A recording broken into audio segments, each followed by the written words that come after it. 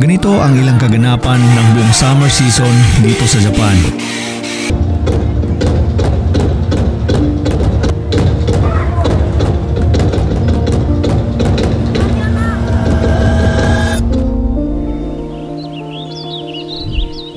Talaga namang napakainit ng Japan tuwing summer season, gayon pa man hindi itong hadlang para magsaya ang mga Japanese.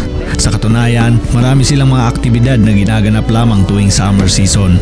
Una na dyan ang Fireworks Festival Competition, kung saan nagpapagandahan ng mga fireworks ang ilang mga kalahok na aabot sa mga 40,000 na mga paputok ang kanilang papaputukin. At may tinatayang aabot sa kalahating milyon katao ang bumibisita para lang manood ng fireworks na to. Ganon karami.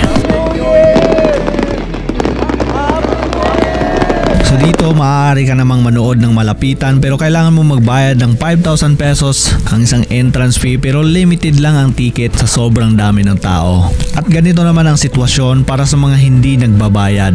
Dito lang sa labas nanunood. O diba, ang ganda ng view. Kitang kita yung engkanto sa kahoy. At ganito naman ang sitwasyon sa oras ng uwian. Dut-dutan ng pila para lang makasakay ng train.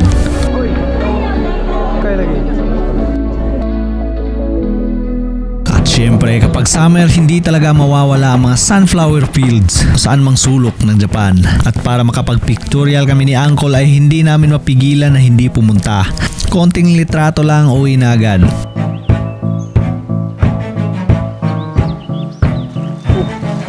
Bikers! Sayang! Aga gumising, alas 5 ng umaga para lang pumunta dito. Isang oras ata yung biyahe papunta dito.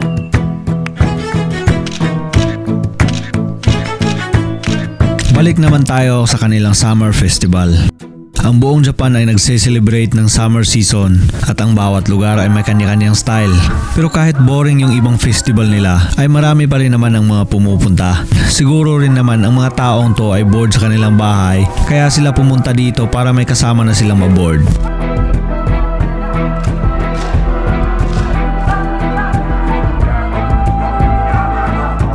Nakita ko dito si Kuya. To, isa siya sa pinaka-highlights ng festival na to. Kita niyo naman, pwede siyang i-hire ng cameraman sa Viva Max.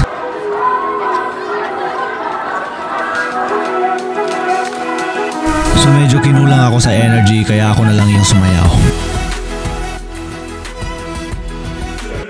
Alright, sa ibang araw naman, dumako naman tayo sa Taiko Festival o ang isang traditional drum festival.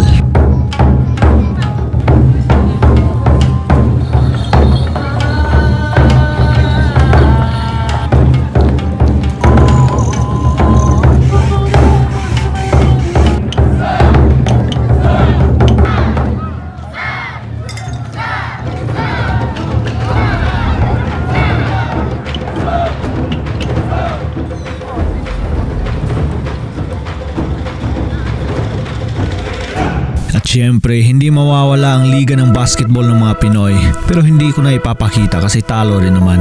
Iilan lang yan sa mga kaganapan tuwing summer season. Nakapagsapat, nakapag-swimming na rin kami, nakapag-biking, kaya naman kung gusto mong bumisita sa Japan, ay wag sa summer season. Masyadong boring at ang init.